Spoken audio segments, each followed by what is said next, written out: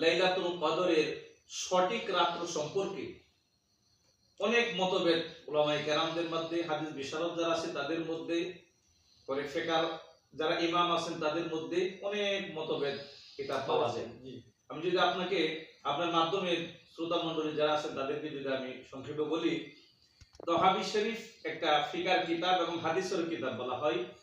এটার মধ্যে ইমাম আবু জাফর তাহাবী রাহমাহুল্লাহ লাইলাতুল কদরের রাত্রটা আসলে কোন রাত্র এটা প্রমাণ করার জন্য উনি প্রায় 50টারও অধিক হাদিস বর্ণনা করেছেন।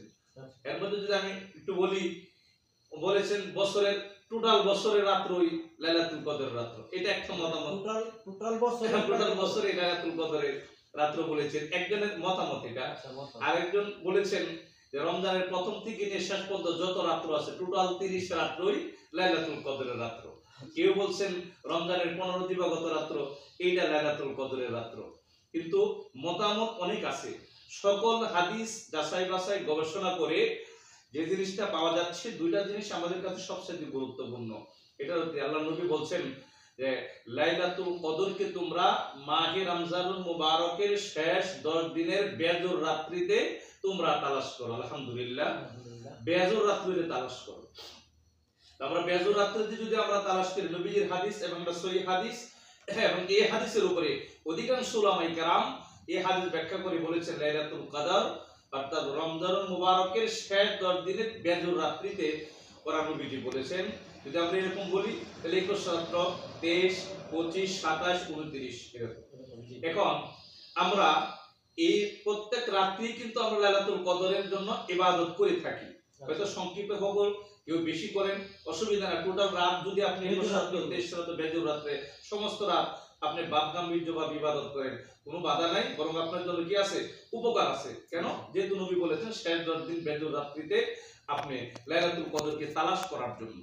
সুতরাং এটা করি। কিন্তু আমরা 27 26 তারিখ দিবাগত রাত্রকে আমরা মোটামুটি অনেক ভাব গাম্ভীর্য এবং এটাকে প্রায় নির্দিষ্ট পর্যায়ে আমরা এটা পালন করে থাকি। কেন? কারণ হচ্ছে শেষ 10 দিনের বেজর রাত্রিতে তালাশ করে থাকি। বেজর কোন রাত্রিতে এটা কিন্তু স্পেসিফিক সরাসরি বলা হয়নি, কিন্তু আমরা এটার যুগোপযোগী এবং নির্ভরযোগ্য পারফেক্ট একটা ব্যাখ্যা আমরা পেয়ে থাকি হানাফি মাযহাবের যিনি প্রতিষ্ঠাতা, হানাফি মাযহাবের যিনি ইমাম, যিনি ইমামুল আজম আল্লাহর নবী রাহমাতুল আলামিনের সহিহ হাদিস যিনি সবচেয়ে বেশি গবেষণা করেছেন এবং সহিহ হাদিসকে যিনি জীবনের চাইতে বেশি মূল্য দিয়েছেন, ওই ইমাম আবু হানিফা রাহমাহুল্লাহ ওনার একটা এমন বিজ্ঞানসম্মত বাস্তবসম্মত এমন একটা ব্যাখ্যা উনি করেছেন। যেমন উনি বলেছেন যে লাইলাতুল কদর যে সূরাটা, কদর সূরাটা আল্লাহ রাব্বুল আলামিন নাযিল করেছেন, এই কদর এই সূরাটার মধ্যে কদর শব্দটা কয়বার আসছে? 3 বার আসছে। 3 বার শব্দটা লাইলাতুল কদর এই শব্দটা 3 বার আসছে। সুতরাং একবার লাইলাতুল কদর এই টোটাল শব্দটাকে যদি আপনি ভেঙে বিশ্লেষণ করেন তাহলে আপনি দেখবেন এটার মধ্যে 9টা হরফ রয়েছে।